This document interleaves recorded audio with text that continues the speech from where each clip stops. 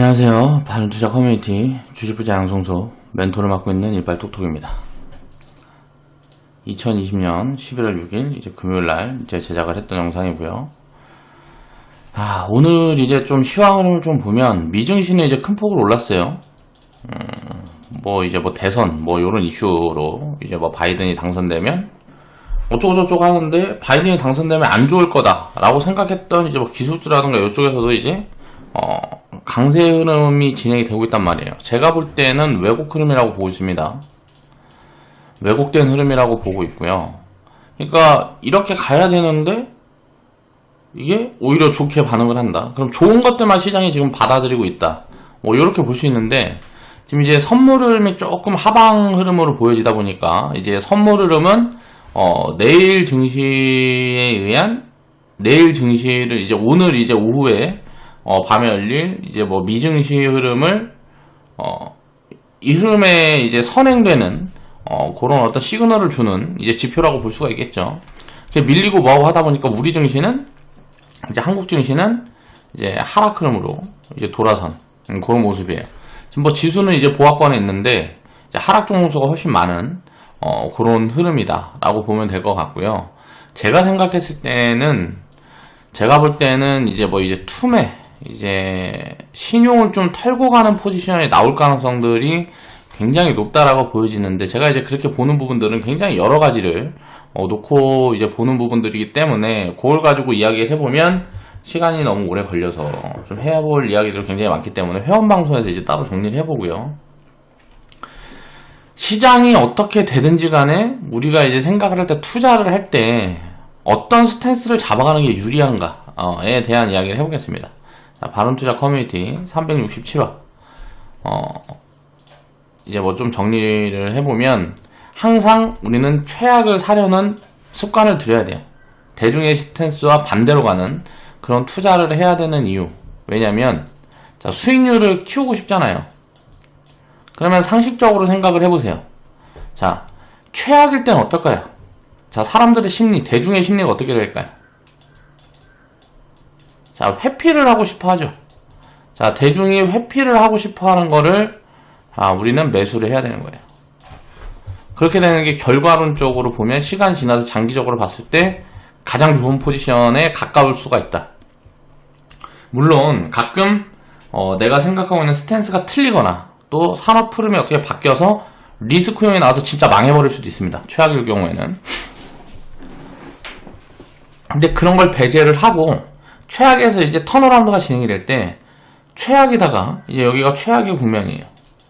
여기에서 만약에 망하면 어차피 마이너스 100%예요. 여기서 리턴이 나오면 어떻게 돼요? 요 상승률은 굉장히 크게 나오는 거예요. 기본은 300%에서 1000%씩 나와요. 기본 파동이 이 정도 나와요. 그럼 리턴이 있을 때 확률이 최악의 확률에서 이제 배팅을 해서 여기에서 실패할 확률보다 높은 확률 이거 뭐라 그래야 되지? 수익을 내는 확률이 높기만 하면 되는 거잖아요. 그쵸? 확률적으로. 그러면 이기는 거란 말이에요. 그러면 이런 배팅을 이제 분산을 해서 하면 일정점을 맞춰서 투자를 한다 그러면 이 확률만 높이면 되잖아요. 그럼 이 장기 확률을 상승 확률을 회사가 망하는 확률보다 높일 수 있는 가능성은 뭐가 있을까요? 장기 업황을 읽어야 되는 거예요.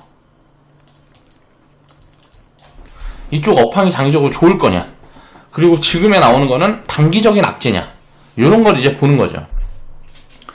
그러면은 단기 악재와 단기 노이즈를 보려고 그러면 이제 여기서 선행돼야 될 공부가 이제 장기 업황을 보는 거예요. 그런 걸 이제 생각하면서 봐야 되고요. 장기 업황이 잡혀있는 악재를 사는 거죠. 지금 망하고 있는데 대표적인 게 이제 예를 들어서 석유 관련된 미국에 이제 보면 우리나라는 이 자원이 없으니까 이런 기업들은 거의 없다라고 보면 되는데 이제 기존에 이제 화석연료에서 신에너지로 산업 흐름이 바뀌고 있어요. 근데 얘네가 지금 최악이다 그래서 이거를 배팅하는 거는 합리적인 판단이 아니라는 거죠. 그런 걸 보는 거예요.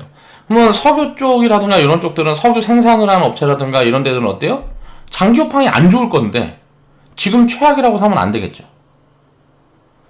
그럼 지금 최악이지만 장기 업황이 좋을 수 있는 거.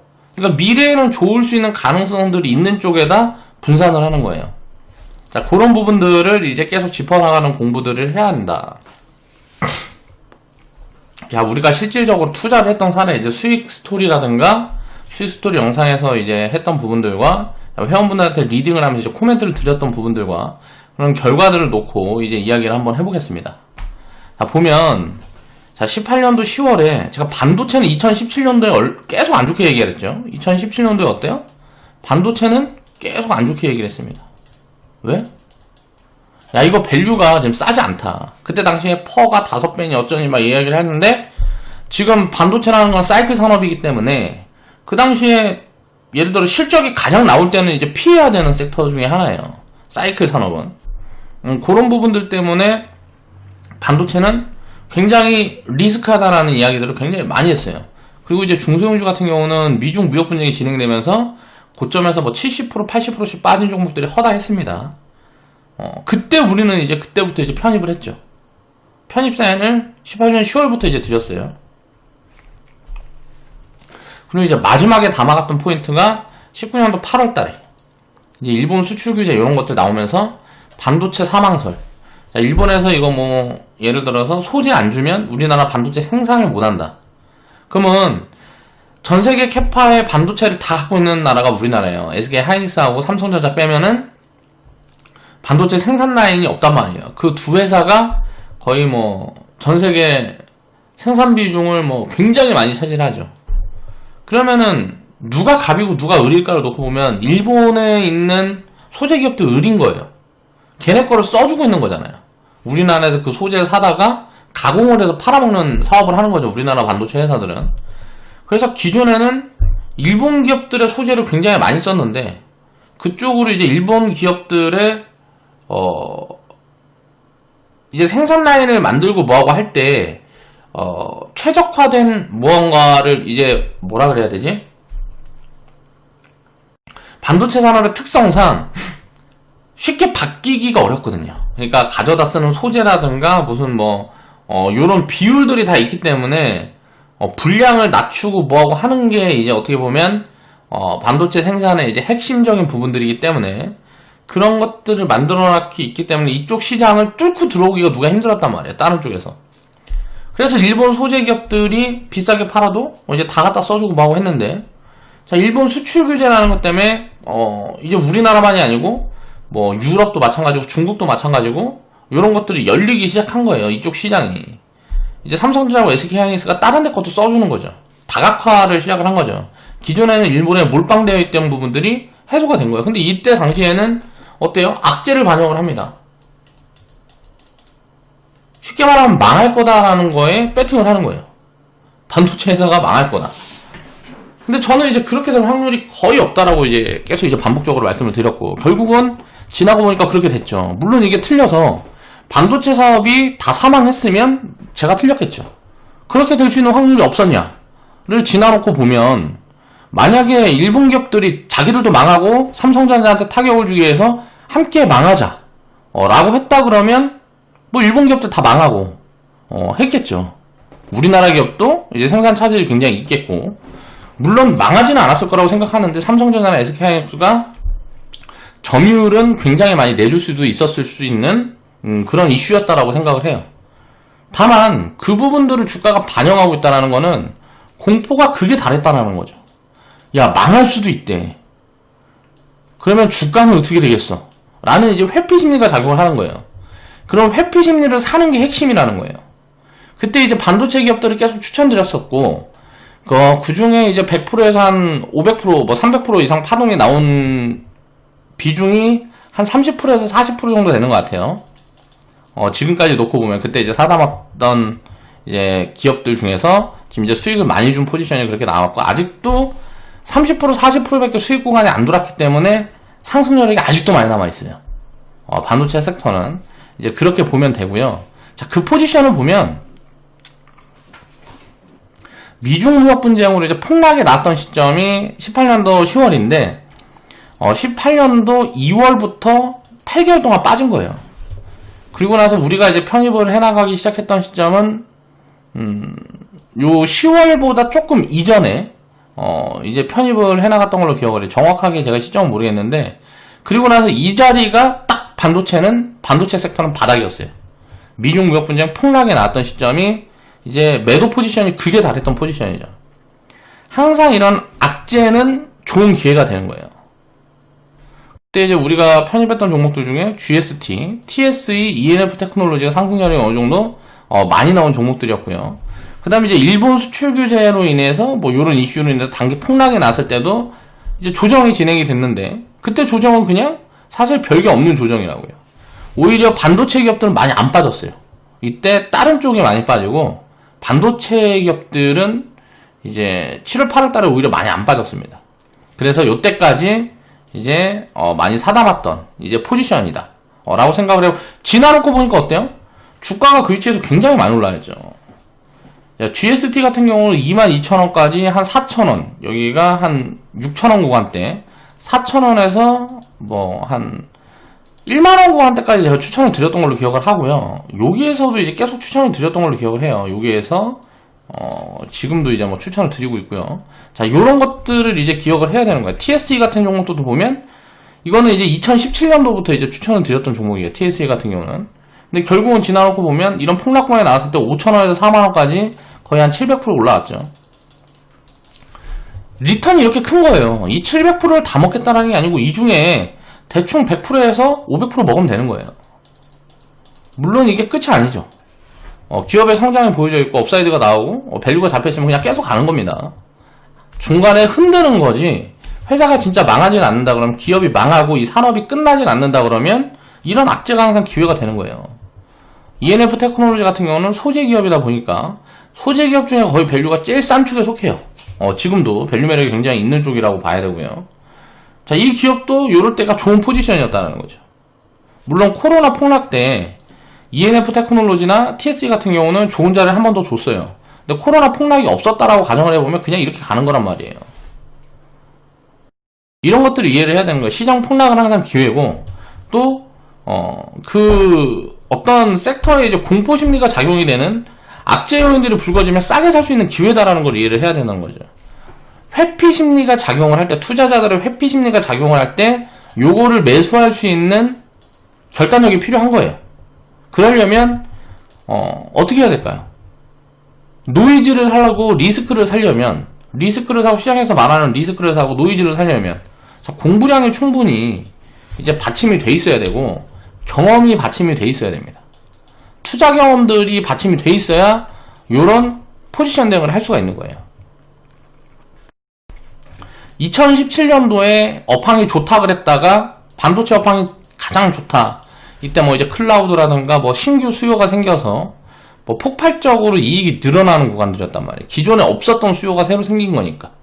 그러면서 슈퍼사이클이 왔는데, 그 슈퍼사이클의 그 좋은 걸 보고, 좋은 모습을 보고 샀던 사람들은, 자, 반도체 사망한다니까 바닥에 다 파는 거예요. 고점에 사고 바닥에 파는 이유를 이해를 해야 돼요. 좋을 때 사고 안 좋을 때 팔면 어떻게 돼요? 고점에 사고 바닥에 파는 거예요. 그 산업이 살아있다는 가정하에 이 포지션을 반대로 취해야 된다는 거죠. 계속 반복됩니다. 하나의 섹터라든가 하나의 산업군에서만 이런 흐름들이 나오는 게 아니에요. 산업군마다 계속 반복이 돼요. 자, 이런 것들을 이제 이해를 해야 되는 거고요. 그 다음에 이제 우리가 이제 배터리 폭파 이슈 막 나오고 했을 때 뉴스가 전부 이걸로 막 도배가 됐었어요. 어디 배터리가 터졌다, 여기가 배터리가 터졌다 하면서 2차전지 섹터가, 자, 장기업황은 굉장히 좋다는데 주가는 계속 바닥 구간에 머물러 있던 구간이에요. 자, 일본 수출 규제 뭐 요런 이슈들이 있는 다음에 이제 반등이 진행이 되고 조정이 진행이 됐을 때, 요때 이제 우리는 19년도 10월에서 12월에 많이 담았어요. 2차전지 쪽.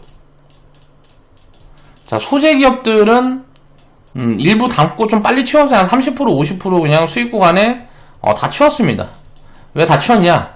자, 여기서도 장비 쪽이 밸류 매력이 좋다. 그리고 소재 쪽은 어느 정도 미래 성장 가치를 지금 땡겨서 반영을 해내는 구간이기 때문에 유상증자를 또 하고 이제 캐파 증설을 할 때 돈이 필요한 노이즈 요인이 나올 수 있는 가능성들 때문에 소재 기업들은 빨리 뺀 거예요. 그리고 장비 쪽은 그냥 이러나 저러나 계속 좋을 거라는 거. 지금도 마찬가지 관점이에요. 자, 에코프로 BM이 이때 당시 소재 기업들 중에 가장 강할 수 있다라고 제가 이제 코멘트를 많이 드렸던 종목이에요. 결국은 소재 기업들 중에 그 당시 이제 주가 수준은 제일 많이 올라왔어요. 에코프로 BM도 뭐 거의 5만원 밑에서부터 한 200% 이상 올라왔으니까 소재 기업들 중에는 소재 기업들 보통 상승이 이때 당시에 50%에서 한 100% 정도 나왔으니까 평균 쳤을 때 자, 에코프로 BM은 한 200% 이상 올라왔으니까 굉장히 많이 올라왔죠. 이런 것들이 다 밸류를 놓고 생각을 하는 거예요. 그때 당시에 소재 기업들 중에 에코프로가 제일 쌌어요.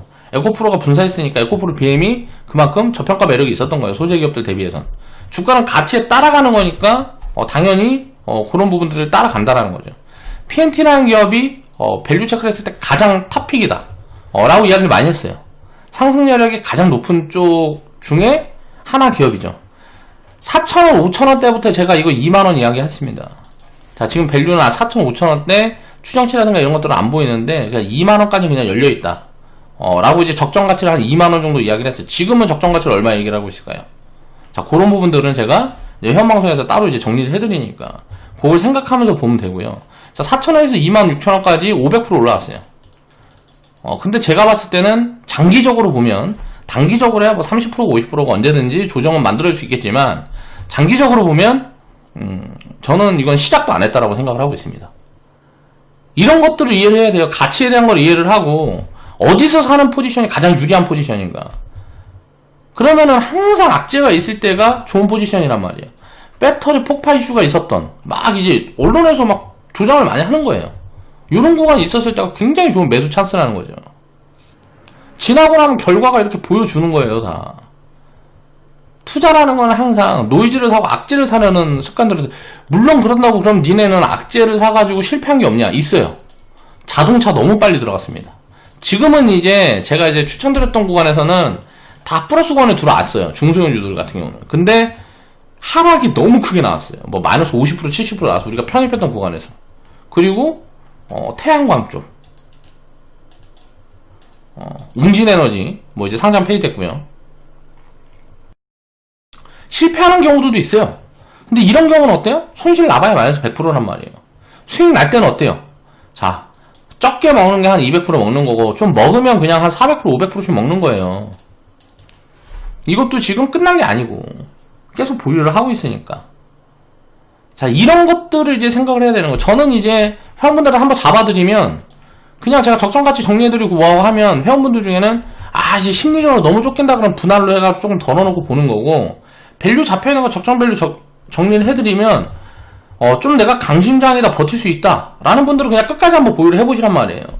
그럼 상승 여력이 어디까지 나온다 라는 거는 결국은 자, 밸류에 맞춰서 간다 라는 걸 이해를 할 수가 있다는 거예요. 나중에는 이제 이 경험들이 입혀지면 그런 부분들이 다 확인이 된다고요. PNT도 이것도 만원인가부터 이제 추천을 드렸던 걸로 기억을 해요. 만원 좀 밑에 있을 때 추천을 드렸던 걸로 기억하는데, 주가는 이제 어때요? 4,000원, 5,000원까지 빠졌어요. 마이너스 50%까지 빠졌단 말이에요. 지금 주가 위치가 이제 23,000원, 25,000원 위치에 있는데, 자, 이게 나중에 이 기업이 얼마까지 갈까요? 그런 것들을 보는 거죠. 예를 들어 10만원, 20만원까지 갔다. 그러면 그 자리에서 이제 만원, 5,000원 구간대는 어때요? 굉장히 그냥 바닥인 거예요. 근데 바닥에서도 마이너스 50%, 70% 빠진다고요. 그러니까 주가의 변동성에 기업의 가치가 왜곡이 만들어지는 포지션을 찾으려면 그런 가장 좋은 포인트는 항상 이런 악재가 있을 때라는 거예요. 남들이 회피를 하고 공포가 있을 때 고를 때를 이제 편입 포지션을 잡는 거예요. 이거는 굉장히 어렵습니다. 저도 쉽지 않아요. 자, 심텍 같은 경우가 이제 실패 사례를 또 들어보면 심텍 같은 경우가 굉장히 상승력이 높이 보이는데 제가 이거 바닥 구간에 있을 때 코멘트를 많이 드렸어요. 근데 이때 유상증자 이슈가 있어서 이거 이슈가 끝나면 봐야지라는 아니라는 생각을 하고 있다가 그냥 올라가 버렸습니다. 그냥 이런 것들이에요. 이런 부분들이 굉장히 많아요. 저도 이제 회피 심리를 가지는 경우들이 있단 말이에요. 왜 그럴까요? 더 싸게 사기 위해서. 그래서 내가 이제 포지션 대응에 좀 미흡하고 뭐하고 하면 밸류를 딱 봤을 때 야, 이거는 지금 뻗어버리면 다시 사기 힘들겠다라는 거는 포지션을 좀 높게 설정할 때도 있는 거예요. 매수 포지션을. 그러니까 여러 가지 되는 관점, 그리고 실패도 항상 있습니다. 근데 그 실패보다 성공이 발생을 했을 때, 이제 투자, 예를 들어 성공 사례가 발생을 했을 때, 그 수익의 폭이 훨씬 크다는 거예요. 먹으면 300%, 500%, 1000%고 예를 들어서 손실이 나면 상장 폐지되면 마이너스 100%면 이런 게 어디 있어요. 이렇게 투자를 할 수 있는 기회를 제공해주는 곳은 증시밖에 없어요. 그런 것들을 항상 이해를 하고 기대 수익률을 높이려면 더 오래 보유하고 더 사람들이 피하려는 포지션들, 그런 것들을 자꾸 찾아나가려는 욕심을 들여야 되는 거죠. 반도체는 간단합니다. 이때 이제 우리가 막 살아봤던 이유는 뭐예요? 반도체 장기업황. 자, 4차 산업은 결국 진행이 될 건데 4차 산업의 소재다. 야, 그럼 이때는 이게 2017년도에는 달랐냐? 2017년도에도 같았죠. 근데 이때는 싸지 않았다라는 거예요. 미중 무역 분쟁이라든가 일본 수출 규제가 싼 자리를 만들어줘서 굉장히 좋은 기회가 준 거예요. 자, 2차 전지 섹터도 마찬가지죠. 결국은 전기차 시대로 갈 수밖에 없는데, 자, 이 트리거는 테슬라가 만들어줬어요. 기존에는 이게 전기차가 20년이 넘었습니다. 이게 시작된 지가 20년이 넘었는데 그동안에는 대중의 공급을 못 시켰어요. 누가? 이 공급을 시킨 게 테슬라예요. 이 시작을 시킨 게. 그렇다 보니까 테슬라가 지금 엄청난 성장을 만들어내고 있죠. 다른 기업들이 이제 기존에는 앞서 있었는데 이젠 쫓아가는 쪽이란 말이에요. 기존에는 자동차 큰 캐파를 갖고 있는 기업들이 다 눈치를 보고 있었던 거예요. 시장이 열리면 진입을 해야지. 시장이 열리기 전에 시장을 연 쪽이 항상 혁신기업이 되는 거죠. 투자도 마찬가지입니다. 주식 투자도. 눈치만 봐가지고는 남들보다 좋은 성과를 낸다라는 건 쉽지가 않아요. 그래서 악재를 자꾸 살 수 있는 포지션, 그리고 그런 이제 악재를 사서 성공하는 그 경험들을 쌓아나가야 장기적으로 수익률의 폭을 키워가고 내가 수익을 확장시켜갈 수 있다는 거예요. 그런 스탠스들을 이미 가져야 된다는 거죠. 근데 그게 몰빵으로는 절대 할 수가 없습니다. 실패를 했을 때 끝나버리니까. 그래서 분산 투자를 해야 되는 거고, 분산 투자를 해서 더 오래 보유하려면 이제 뭐 버블 포지션을 찾아서 이제 비중을 줄이고, 또 아니면 내가 리밸런싱 포지션을 계속 찾아가는 거죠. 지금 주가 수준에서 예를 들어서 PNT가 10만원이라고 생각을 해보겠습니다. 적정 가치가 10만원이라고 그냥 가정을 해볼게요. 10만원이라는 게 아니에요. 더 높게 보고 있습니다. 아무튼 이렇게 가정을 해보면 지금 예를 들어 PNT가 5천원이 된 상승률이 20배였으니까 2000% 정도 되는데, 이게 2만원이면 상승률이 500%밖에 안 된단 말이에요. 야, 그러면 다른 게 상승률이 2000%가 보여지는 기업이 있다. 그럼 이거는 이제 분할 매도를 해서 이걸 좀 사볼 수가 있는 거죠. 이건 이제 합리적인 포지션인 거죠. 이렇게 자산을 계속 분산해서 돌려가는 관점에 대응들을 하는 거예요. 투자라는 거는. 돈을 돌리는 거죠. 그러니까 그 가치를 기준으로 어떤 판단을 하고 해야지 이거를 무슨 뭐라 그래야 되냐. 주가가 움직이는 파동, 변동성에 따라서 돈의 움직임을 결정을 해버리면 투자 결과가 엇박자가 나는 경우들이 굉장히 많다라는 거예요. 좋다고 생각해서 샀는데, 이게 이 당시에 예를 들어서 뭐 장기적으로 우리가 4차 산업의 하나의 기업이라고 가정을 하고, 자, 4차 산업이라는 기업을 샀는데, 야, 이거는 5년, 10년 후에 무조건 좋을 거야 라고 생각을 했어. 5배, 100배 올라갈 거야 라고 생각을 했는데, 야, 지금 이건 다 하나도 움직이지도 않고 정치 테마만 움직여요. 예를 들어 정치 테마가 막 500%, 막 1000%씩 가. 근데 이 후발주가 또 1, 200%는 그냥 뻗어줄 것 같아. 그럼 내가 돈이 없으니까 5년, 10년 후면 올라가겠지만 요걸 팔아갖고 요걸 사야지 했는데, 이게 꺾이고 이게 올라가기 시작하는 이런 게 이제 엇박자라는 거예요. 그럼 이거는 한번 꺾이면 본전 생각에 못 파는데 본전 안 줍니다. 예를 들어서 이 정치 테마라든가 뭐 이런 테마가 붙어서 적정 가치가 예를 들어 1만원인데 주가가 30만원에 있다고 생각해보세요. 그러면 이거는 내려와서 10만원까지 빠지면 70% 빠지는 거, 5만원까지, 3만원까지 빠지면 90% 빠지는 건데, 90% 빠져도 어때요? 거기서 70%가 더 빠져야 되는 거예요. 그러면 이거는 제자리에 안 와요. 이런 버블 포지션에 말도 안 되는 테마를 가지고 무슨 뭐 장기적으로 대응을 해나가면 이거는 뭐 그냥 망하는 길로 가는 겁니다. 거기다가 이제 분산이라도 돼 있으면, 에이, 그래, 포지션 꼬였으면 망하든지 말든지 냅둬 해고 이거 가지고 있는 거 그냥 보유하면 되겠죠. 근데 보통 이제 그런 분산 포지션도 잘 취하지 않고 다 몰빵으로 이제 대응을 한단 말이에요. 그렇다 보니까 미스가 났을 때, 내 판단에 미스가 났을 때 대응을 할 수가 없는 거예요. 그래서 망하는 거예요. 사실 이런 장기적인 업황이라든가 기업을 찾아나간 작업들은 공부 좀만 하면 누구나 할 수 있어요. 근데 그걸 못한 이유는 욕심하고 욕심 때문에 그걸 못하는 거고, 그리고 사실 공포, 심리적인 요인에 자꾸 작용을 하는 거죠. 야, 이거 좋을 것 같은데 못 올라가. 그리고 언론에서 안 좋은 이야기만 하면, 아이씨, 이거 내가 잘못 생각했나? 의심을 하기 시작하는 거죠. 의심을 해도 돼요. 근데 이제 비중이 나눠져 있고 뭐하고 하면 의심이 가고 뭐하고 해도, 손실이 크고 뭐하고 하다 보면, 몰라. 존버라는 대응이 되죠. 근데 몰빵 들어가고 예를 들어서 존버를 한다라는 거는 뒤지러 가겠다는 소리예요. 이제 막 한강물 이제 수온 체크하러 가겠다는 소리죠. 그런 거는 하면 안 된다라는 거예요. 반복해서 제가 영상을 올려드릴 때마다 계속 반복하는 이유들을 한번 생각을 해보세요. 알면서도 그렇게 하는 사람들이 태반이에요. 알아. 이걸 알지만 난 욕심을 관리할 수가 없는 거야. 난 욕심쟁이거든. 그러면은 실패도 받아들여야 되는데 실패는 받아들이지 못해. 왜? 내 인생이 끝나버렸으니까. 그러니까 받아들이지 못하는 거예요. 그만큼 욕심에 좌우돼서 내 인생을 말아먹은 거잖아요. 그런 사람들이 많다 보니까 주식 투자가 위험하다라는 인식이 뿌리 깊게 자리 잡히면서 우리나라는 금융 문맹으로 빈부격차가 굉장히 커지고 있는 거죠. 자산 증가 속도가 가장 빠른 게 주식시장이고 기업들인데, 그런 기업들은 부자들만 다 보유를 하고 있으니까 빈부격차가 시간이 지날수록 점점점 커질 수밖에 없는 거예요. 참 안타까운 현실이죠. 자, 바이오도 마찬가지예요. 이건 이제 순환매 관점이에요. 예를 들어 바이오 기업들이 있는데 전부 다 카테고리가 같은 게 아니란 말이에요. 임상이라는 카테고리도 있고, 바이오를 더 큰 틀에서 보면 헬스케어라고 놓고 보면 예를 들어 뭐 제약 기업들도 있고, 뭐 신약 기업들도 있고, 또 플랫폼 기업들도 있고, 뭐 여러 가지 카테고리들이 있단 말이에요.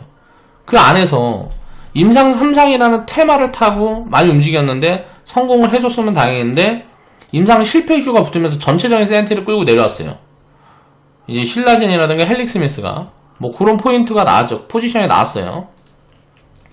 그럴 때 어때요? 이게 이제 흐름이 바뀌는 쪽, 덜 빠지거나 안 빠지는 쪽, 또 아니면 뭔가 새로운 모멘텀들이 있는 쪽에서 새로운 파동이 시작이 되는 거예요. 이게 이제 순환매 흐름이에요. 자, 헬스케어 섹터, 바이오 섹터 전체적인 센티 악화를 가져온단 말이에요. 야, 이거 임상 실패해갖고 마이너스 90%씩 빠지는 걸 이제 눈으로 구경을 해요. 이렇게 신라젠이라든가 헬릭스미스 뭐 이런 걸 구경을 해. 그럼 사람들은 스탠스가 어떻게 돼요? 야, 이거 바이오 사기다, 망한다. 이렇게 스탠스가 잡혀있을 때 어때요? 싸게 살 수 있는 포인트인 거예요. 그리고 나서 주도주가 바뀌어서 이제 알테오젠이라든가 시젠이라든가 이런 기업들이 10배 이상씩 올라와요. 10배, 무슨 뭐 20배씩 또 올라와. 신라젠도 여기서 7,000원에서 이제 15만원까지 20배 올라온 거잖아요. 시젠도 14,000원에서 무슨 32만원까지 20배 이상 올라왔잖아요. 알테오젠은 뭐 대충 이건 뭐 한 10몇 배 올라온 것 같고, 이거는 뭐 한 10배 좀 넘게 올라온 것 같고요. 자, 그럼 보세요. 자, 20배 올라가는 게 바뀌는 거예요. 그냥 카테고리만. 바이오 기업들도 계속 이걸 반복해줄 거란 말이에요. 그럼 이제 이 포지션들이 없기 때문에 제가 이제 헬스케어에 대한 코멘트들도 이제 유튜브 방송에서 많이 드렸었어요. 그리고 회원분들한테 추천드렸던 종목들도 1000% 이상 간 종목들이 꽤 많이 나왔어요. 뭐 엑세스 바이오부터 등등등 해갖고 몇 개가 이제 나왔어요. 근데 그 수익 다 못 챙겨 먹었죠. 왜? 리딩은 절대 이거를 1000%까지 보유하라고 사인을 낼 수가 없어요. 물어보면 대답을 못 하는 거예요. 이거는 어떻게 해야 돼요?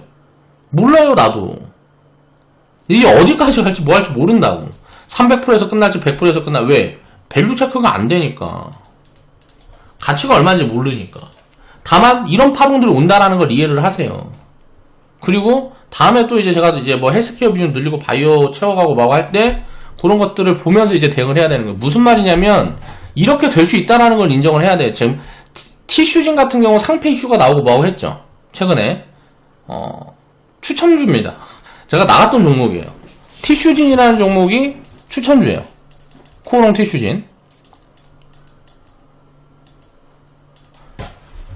자, 이 종목은 망했는데 제가 이제 그동안 추천드렸던 바이오 기업들 중에 이게 몇 프로나 될까요? 이렇게 망하고 뭔가 이제 많이 하락한 종목의 이제 비중이 몇 프로나 될까요? 제가 뭐 봤을 때 10%도 안 될 것 같아요. 10%가 뭐야? 한 5%도 안 될 것 같아. 제 기억에 지금 망한 회사는 이거 하나밖에 기억이 안 나요. 제가 추천드렸던 기업들 중에, 바이오 기업들 중에. 그리고 올라간 것들은 뭐 수백 프로, 뭐 1000% 이상씩 올라간 종목들 결국은 결과치로 끝까지 놓고 보면. 근데 이제 뭐 바이오 기업들은 제가 이제 100% 넘어가고 하면 잘 코멘트를 안 드립니다. 코멘트를 드릴 수가 없어요. 얼마인지를 모르니까 얼마인지를 알아야 이거는 뭐 얼마가, 근데 이제 대충 이제 추정으로 이야기를 해야 되는 거기 때문에 다 소설이라는 거죠. 근데 이제 뭐 보유해서 300%씩 챙긴 분들도 있고 600%씩 챙긴 분들도 있고, 그쵸? 그런 수익률 뭐 DNA 링크니 뭐 등등 랩지노믹스 등등등 해가지고, 자, 시젠 관련된, 시젠은 없었지만 요 카테고리에 엮여있는 것들은 굉장히 많이 갖고 있었잖아요. 랩지노믹스, 바이오니아, DNA 링크, 액세스 바이오 이런 거 다 바닥에서 다 잡아드렸잖아요. 그쵸? 뭐 그리고 EDGC 뭐 등등등 진단 관련 기업들, 바이오 스마트, 뭐 유나이티드 제약, 신테카 바이오, 뭐 세지동 모델, 그쵸? 요런 수익들 다 낼 수 있는 포지션 중에 요런 게 하나가 끼는 거예요. 근데 코오롱 티슈진만 내가 바이오 비중 갖고 있는 것 중에 몰빵 들어가 있다. 그러면 뭐 손실이지 뭐. 이런 거 다 플러스 마이너스 해보면 이겼잖아요. 이런 관점으로, 분산의 관점으로 대응을 해야 되는 거예요. 리스크가 크기 때문에 추천을 하기도 굉장히 불편합니다. 바이오 기업들은 사실 추천도 안 하고 싶어요. 제가 이제 많이 갈 것처럼 보여줘도 추천도 안 하고 싶어. 근데 이제 내가 해지 말란다고 안 살 게 아니잖아. 그래서 최대한 합리적인 관점들을 알려드리고 싶어서 회원분들한테 이런 것들도 리딩을 하고 하는 거지, 그냥 정상적인 흐름은 아니에요. 이런 흐름들은 투기적인 좀 그런 흐름들이 강하다라고 생각을 하고 봐야 되는 거죠.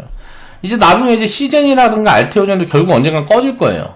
자, 이게 모르겠어. 알테오젠 같은 기업은 모르겠어요. 이거는 잘 모르겠고, 시젠이라는 기업은 거의 저는 이제 꺼질 확률이 굉장히 높다고 보고 있는데, 알테오젠이라는 기업은 꺼지진 않을 것 같아요. 꺼지진 않을 것 같은데, 이제 시젠이라는 기업은 미래에 이제 뭐 가치로 대입을 해봤을 때 밸류 체크가 되는 기업이니까, 이제 뭐 시젠 같은 기업은. 근데 이제 이걸 보면 우리가 생각해 볼 수 있는 거는 이런 흐름들을 읽어야 되는 거죠. 임상. 기존에는 다 이제 임상 관련된 거였는데, 야, 플랫폼 관련돼서 빅데이터가 헬스케어 산업에 입혀지고 있구나. 자, 이 빅데이터라는 게 어때요? 경쟁이 심해지고 뭐하고 하게 되면, 야, 이거는 요쪽에도 다시 플러스 알파가 생길 수도 있을 것 같다.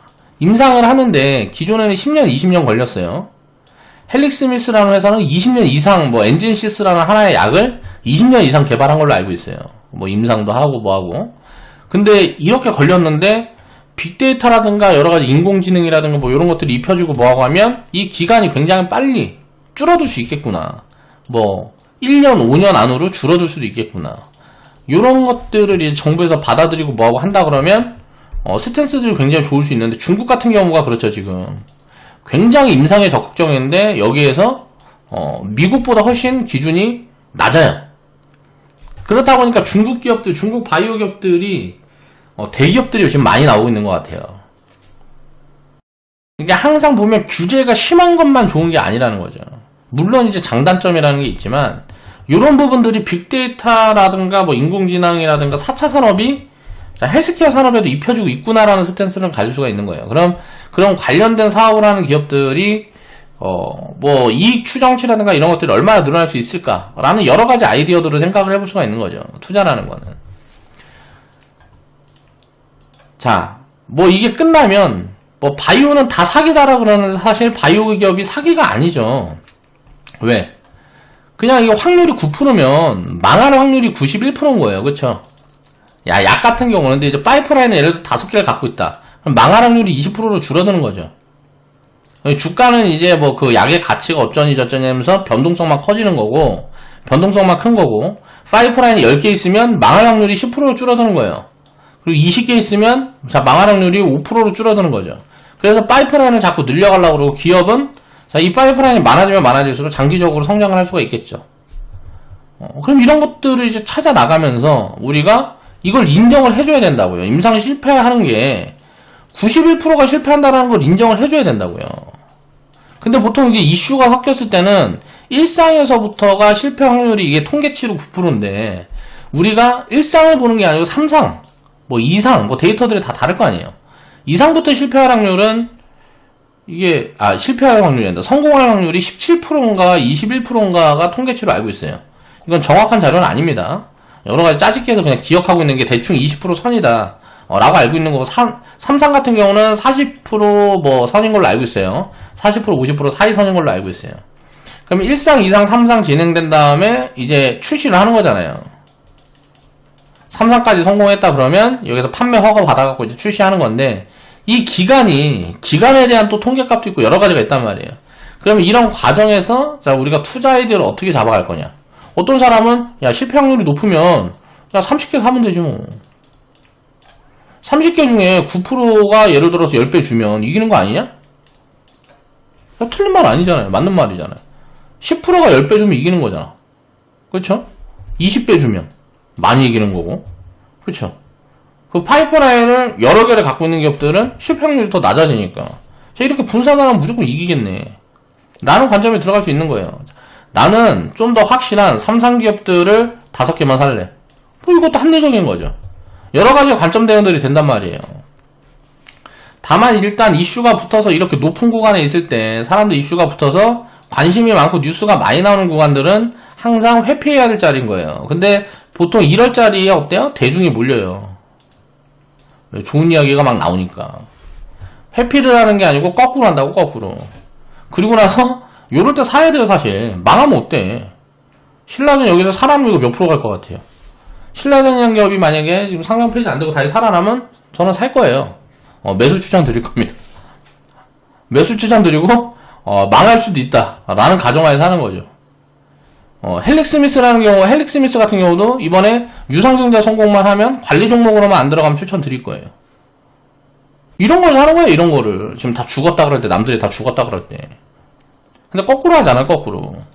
자 고점에서 뭐 이거는 95% 빠진 것 같고 헬릭스미스 같은 것도 20만원에 지금 2만원이니까 90% 빠졌잖아요. 바이오 기업들은 빠지면 90%예요. 좀 거의 상장 폐지나 마찬가지잖아요. 고점에서 놓고 보면 이런 것들을 이해를 하고 접근을 하는 거죠. 이거 상장 폐지되면 어때? 먹으면 1000%인데 그쵸? 먹으면 1000% 2000%잖아. 못해도 한 300%는 먹잖아요. 한번 튀면은 뭐 300% 500%는 가볍단 말이에요. 이런 것들도 악재를 사는 거지. 헬릭스미스 같은 거 사야지. 시젠 같은 거 사는 게 아니고. 예를 들어서 지금 이 둘 중에 뭐 살래? 시젠 살래? 헬릭스미스 살래? 전 이거 사요. 리턴이 크니까. 헬릭스미스가 지금 시총 예를 들어 한 5천억이면 지금 한 2, 3천억 유상증자 한다면 8천억 정도 될 것 같은데 이게 이 위에 있을 때 지금 90% 위에 있을 때 시가총액이 5조 막 이랬단 말이에요. 그럼 8천억이면 이 약이 만약에 진짜 1년 2년 후에 출시가 되고 뭐하고 하게 되면 업사이드가 굉장히 크게 나오는 거예요. 근데 물론 임상 실패해서 망하게 되면 이 회사는 상장 폐지의 가능성도 있는 거죠. 그러면 그때랑 지금 20만원일 때랑 지금이랑 20만원일 때랑 2만원이랑 달라진 게 있냐 이거예요. 헬릭스미스라는 기업이 똑같은 거예요. 달라진 게 없어요. 20만원일 때랑 지금 2만원일 때랑. 그런데 그때는 좋다고 생각하고 지금은 안 좋다라고 생각하죠. 그리고 헬릭스미스라는 회사가 사기꾼이라 그래. 그러면 안 된다는 거예요. 투자자들은 그러면 안 돼요. 실패를 받아들일 줄 알아야 된다는 거죠. 항상 악재를 사야 된다는 거예요. 못 사지 무서워서. 근데 내가 예를 들어서 1억을 투자하는데 뭐 100만원만 산다든가 50만원만 산다든가 30만원만 산다든가 하면 이게 무서워요. 이게 30만원 내가 1억 중에 30만원 50만원 100만원 사는데 무섭냐고. 그냥 사는 거지 뭐. 이렇게 투자를 해야 된다고요. 그래야 30만원이 예를 들어 한 500만원 돼버리면 한 20배 올라가고 600만원 돼버리면 땡큐네. 이 중에 뭐 한 30% 먹어서 100만원만 먹어도 어디야. 그쵸? 이런 수익을 쌓아가는 거죠 자꾸.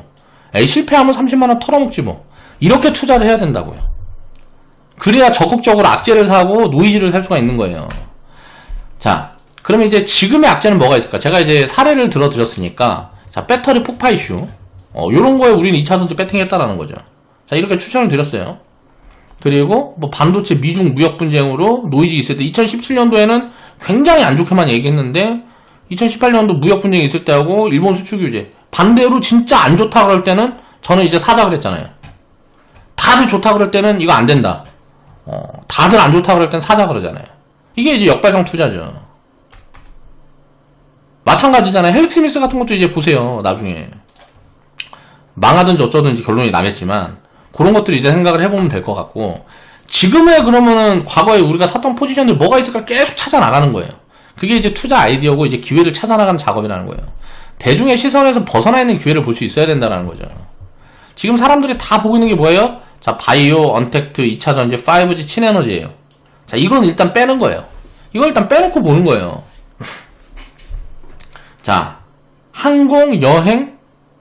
자, 여행 중에 항공기업들은 저는 이제 나중에 주도 섹터가 될 수도 있다, 장기적으로. 라는 코멘트들도 제가 영상을 통해서 이야기를 하고 한 적이 있어요. 근데 스탠스가 조금 달라진 게 뭐냐면, 많이 망했어야 돼요, 항공기업들이. 근데 망한 회사들이 안 나와요. 그러니까 자꾸 이제 지원을 해주고 돈을 주고 하다 보니까, 부채만 점점 커지고, 막 아시아나항공 같은 경우 최근에 감자도 했죠. 회사가 존속하려고, 이게 뭐, 아무튼가 별로 안 좋아졌어요. 이게 망하고 주가가 뭐 진짜 뭐 90%씩 빠지고 해야 되는데, 그런 게 나왔을 때 배팅을 한다는 소리였거든요. 근데 그런 게 안 나와요. 주가가 빠지질 않아. 코로나가 있는데. 그러면 이제 밸류 매력이 없는 거죠. 항공산업이라는 게 원래 부채도 많은 회사인데, 이게 나중에 이제 금리도 올라가고 뭐하고 하면, 아, 이건 좀 애매한 것 같아. 포지션이 굉장히 애매해지고 있어요. 근데 이제 여행기업들은 많이 망했습니다. 중소여행사들이 거의 줄도산하고 있어요. 그럼 뭔 말이에요? 그 여행을 나중에 코로나라는 게 풀리면 여행을 안 가겠냐 이거예요. 여행 가겠죠. 근데 선택할 수 있는 여행사가 이제 선택의 폭이 줄어드는 거예요. 선택의 폭이. 지금 이제 뭐 사업을 하는 사람들 여행사 창업을 지금 해야 돼요. 지금 공부를 열심히 해서 해외 이제 여행지들 막 이제 해갖고 추려놓고 준비를 하는 거예요.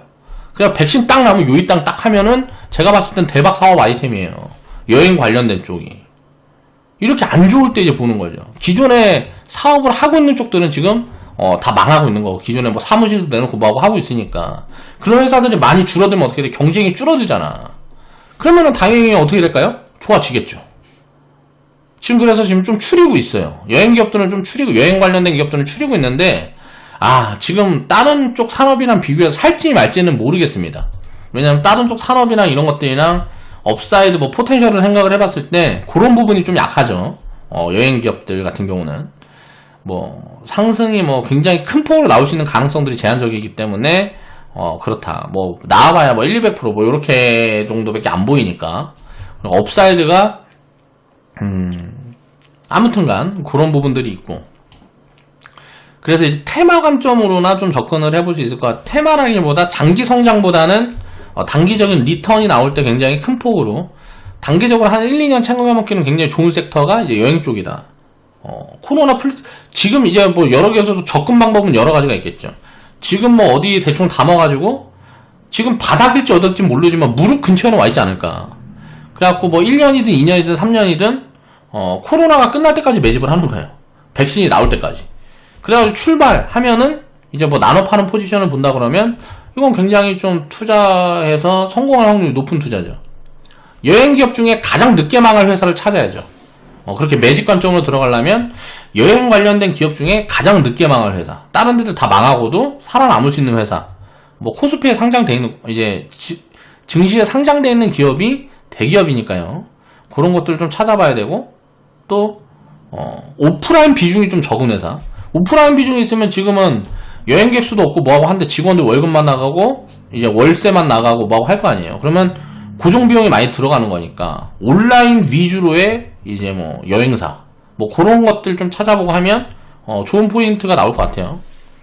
이제 뭐 백신 이슈 나오고 뭐하고 하게 되면 이제 스타트 되겠죠.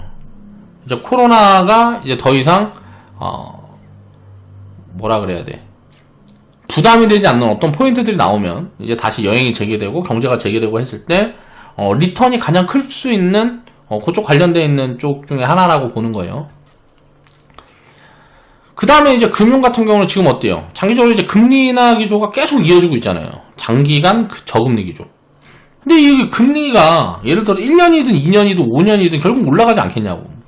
부채를 이빠이 늘려놨는데 이 부채를 안 갚고 부채를 계속 내줄 거냐고. 그래서 좀비 기업들만 양성하고 뭐하고 하게 되면 성장을 못해요. 결국은 구조조정이 항상 돼야 됩니다. 성장을 하기 위해서는 구조조정이라는 거는 필수예요. 필수. 왜 그럴까요? 자, 경쟁이라는 게 과열이 되게 되면 망하는 데들이 나오고 뭐하고 해야 되는데, 자, 산업이라는 게 한번 팽창을 하게 되면 경쟁자가 굉장히 많이 생겨요. 그러면 그 경쟁자 중에 도태되는 데들이 나와야 남은 기업들이 이익 구조가 좋아지는 거란 말이에요. 근데 경쟁자들이 다 안 망하고 빚으로 버텨요. 그러면 경제 성장률을 계속 깎아먹게 된다는 거죠. 그래서 그런 부분들 때문에 구조조정이 결국은 진행이 되는데, 이 구조조정이 진행이 안 되게 되면 자산버블이 와요. 자산버블이 오는 거는 국가에서 용인할 수가 없어요. 예를 들어 지금 부동산 값이, 예를 들어서 강남 부동산 값이 1000억씩 한다고 쳐봅시다. 그러면 월세를 얼마를 받아야 돼요? 월세가 1억씩 해요, 예를 들어서. 그럼 서민들은 다 길거리에 살아야죠. 이걸 용인해 줄 수가 없잖아요, 정부에서. 뭐 예를 들어서 월세를 3억 1억씩 내야 돼. 뭐 중소형 빌라가 1000억씩 해. 뭐 자산 가격이 버블이 와서 화폐 가치가 똥값이 돼버리는 거죠. 그렇게 되면 서민들은 다 길거리에 앉아서 살아야 되잖아요. 그러니까 정부에서 이렇게 되기 전에 막아야 된단 말이에요. 그래서 자산 버블들은 항상 정부에서 개입을 해요. 그게 가장 확실한 수단이 금리예요. 자산 버블을 축소시킬 수 있는 가장 확실한 수단이 금리이기 때문에 결국은 금리라는 거는 물가라는 게 움직이게 되면 이걸 안 올릴 수가 없어요. 물가라는 게 움직이게 되면 물가와 금리와의 괴리가 커지면 굉장히 큰 노이즈가 옵니다. 그래서 그런 부분들을 개입을 안 할 수가 없어요, 정부에서. 그럼 결국은 언젠가 올라갈 건데. 사람들은 어떤 생각을 해요? 언제 올라갈 거다. 올라가기 직전에 사야지라는 생각을 하죠. 자, 그게 올라가기 직전에 이미 주가가 많이 올라가 있는 거예요. 이게 금리가 올라갈 거다라는 스탠스가 잡히면 주식이라는 건 항상 이게 돈이라는 게 얼마나 똑똑한지를 인정을 해야 되는 거예요. 우리가 생각하는 것보다 훨씬 똑똑합니다. 야, 금리가 올라가기 직전에 사야지 하면 그 금리가 올라가기 직전의 포인트는 꼭지가 될 수도 있어요. 단기적으로. 왜 그럴까요? 미리 반영을 하는 거니까. 그런 부분들을. 항상 그런 것들을 생각을 하면서 투자를 하는 거예요. 금융섹터는 그래서 굉장히 매력적이라는 거예요. 최근에 우리는 금융섹터를 저는 이제 계속 양껏 담아갈 생각이에요. 뭐 다른 쪽에서 좋은 기회를 안 주면 계속 담아갈 거예요. 뭐 상장되어 있는 기업들 다 사버리더라도 계속 담아갈 포지션이라는 거죠. 저는 이쪽이 굉장히 탑픽이라고 보고 있고요. 그 다음에 이제 모바일 디스플레이 쪽이 이제 턴어라운드가 굉장히 빠를 수 있어요. 자, 모바일 쪽이랑 연결되는 게 이제 또 반도체 쪽이에요. 자, 디램 값이 지금 뭐 계속 하락하고 있죠. 그래서 이제 이건 뭔 말이냐면 투자가 둔화되고 있는 거예요. 코로나로 인해서 소비 여력이 많이 주니까 기업들이 투자가 둔화됐어요. 그러면서 이제 실업자도 많이 양산되고 뭐 이런 것들이 계속 악순환이 되고 있는데 그것들을 멱살 잡고 정부가 이제 보조금 풀어가지고 멱살 잡고 끌고 가고 있는 거죠, 경제를. 자, 이런 것들은 어때요? 턴어라운드가 나오게 되면 어디서 먼저 나올까요? 반도체 턴어라운드는 모바일 쪽에서 먼저 나올 거예요. 왜? 반도체 비중의 40% 이상을 현재까지는 모바일이 차지하고 있어요.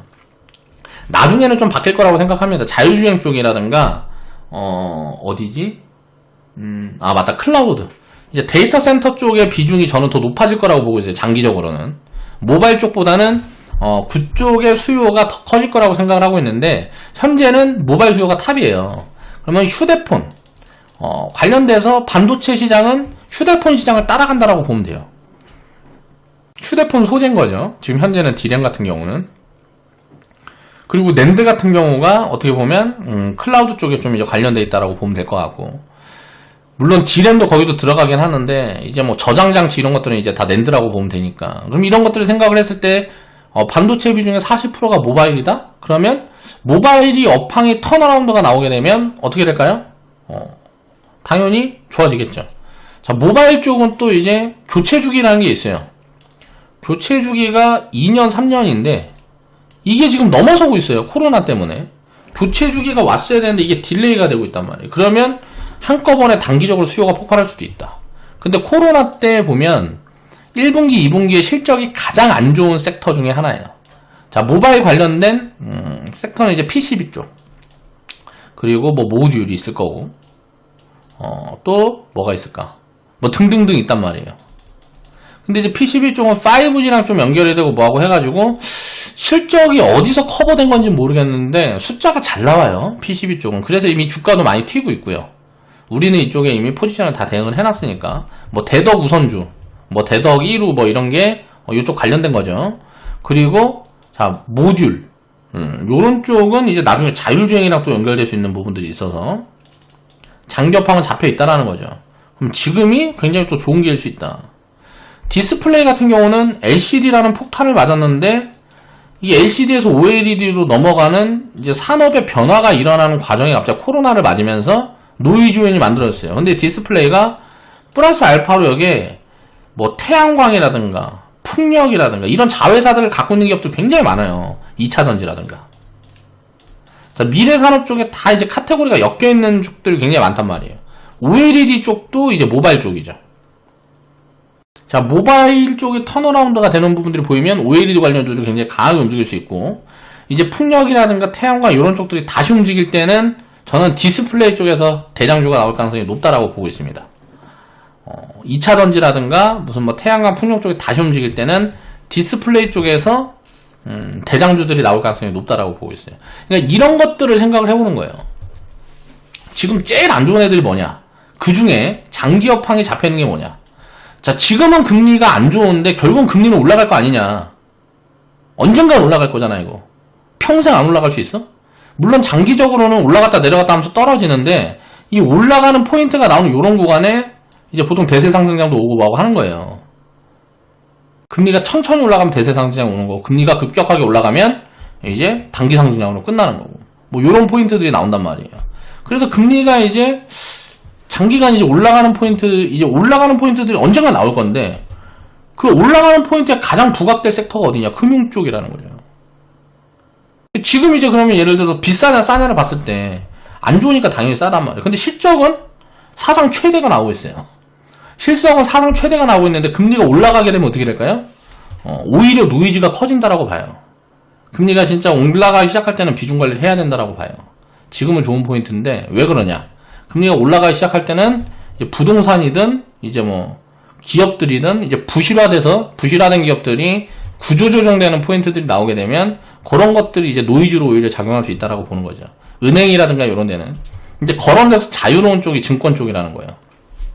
그래서 증권 쪽이 굉장히 가장 좋아 보인다. 그 다음에 이제 뭐 이런 거 이제 모바일 같은 경우하고 반도체하고 뭐 이제 엮어서 볼 수 있는 거고 등등등 이렇게 해서 코로나로 인해서 피해를 보고 있는 섹터들을 찾아 나가는 거예요. 지금 이제 이슈의 핵심은 코로나니까. 그러면 이제 코로나가 방향성이 언젠가는 이게 해결이 될 텐데 해결이 됐을 때 좋아질 수 있는 쪽. 자, 지금 바이오 쪽에서 이슈는 뭐예요? 바이오 이슈 중에는 이것도 코로나예요. 코로나 테마죠, 다. 그럼 이것만 빼고 보는 거예요.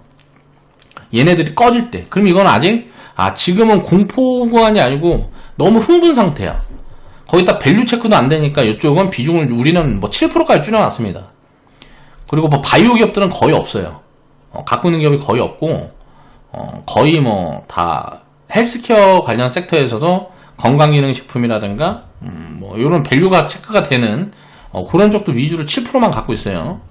언택트 플랫폼 이제 빅데이터 쪽인데 요쪽은 좀 달라요. 카테고리에 따라 좀 달라서 전체적인 흐름을 보기엔 좀 애매합니다. 그런데 이제 장기 업황이 잡혀있는 쪽은 그러니까 바이오 언택트 쪽은 10년, 20년을 보고 투자를 해야 되는 거고 그러면은 향후 1년, 3년은 굉장히 포지션이 애매해요, 지금. 이제 조정이 들어온다 그러면 좋은 포지션이 오는데, 이제 조정이 안 들어온다 그러면 제가 판단했을 때는 굉장히 포지션이 애매하고, 2차전지 5G 친에너지 쪽은 1년, 3년 후에는 굉장히 좋을 것 같거든요. 그러니까 단기적으로도 굉장히 좋다라는 거예요. 그럼 지금 비싸지도 않아. 근데 얘네 때문에 걸리는 거예요. 얘네가 하락이 나와야 되는데 안 나와, 지금. 바이오고 언택트고 그 미국에 있는 기술주들이고 하락이 나와야 되는데 안 나와서 얘네들이 주도 섹터니까 빠지면 시장 전체적으로 ETF에서 매물이 많이 나올 거거든요. 그러면 싸게 살 수 있는 기회가 올 거니까 그 기회를 잡고 싶은 거죠. 지금 산다고 안 좋은 포지션이라는 게 아니고 주도 섹터가 꺼지면 결국은 ETF 매물이 나오게 되면 전체적으로 수급 이슈가 악화될 포인트들이 나올 거거든요. 그때 사고 싶은 거예요, 더 싸게. 그러니까 이것도 어떻게 보면 욕심인 거죠. 그러니까 그런 포인트들을 놓고 항상 그게 고민이 되는 거예요. 다만 우리가 대중의 시선에서 벗어나 있는 기회를 볼 수 있어야 된다는 거예요. 그래서 지금 사고 있는 건 뭐예요? 우리는 이쪽은 지금 사고 있어요. 이쪽은 기다리고 있단 말이에요. 기다림. 이런 것들을 선택을 할 때 악재를 사는 포지션도 그냥 아무 생각 없이 사는 게 아니라는 거죠. 최악을 사되 미래 업황을 봐야 된다는 거예요. 최악을 사되 미래 업황을 보고 그 다음에 이제 가치를 보고 요걸 이제 대입을 해야죠. 그래서 플러스 마이너스를 따져서 여기에서 우선순위를 설정하고 자 그 다음에 이제 비중을 설정을 하고 얼마만큼의 비중을 갖고 갈 거고 어떤 걸 먼저 담아봐야 되고 자 결국은 다 담을 건데 어떤 걸 먼저 담고 어떤 거를 비중을 얼마나 설정할지를 항상 고민하는 겁니다.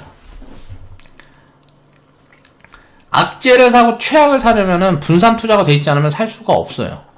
그런 포인트들을 이해를 하고 우리는 봐야 된다는 거고요. 악재를 살 때 핵심 포인트는 장기 업황을 봐야 된다는 거예요.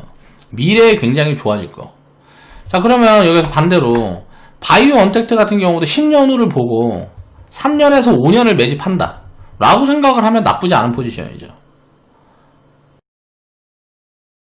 그러니까 관점에 따라 다르다는 거예요. 미래 업황이 잡혀있다 그러면 언제 사든지 간에 내가 투자 전략에 따라 관점에 따라 이제 포지션은 달라질 수 있다는 걸 이제 이해를 해야 된다는 거죠.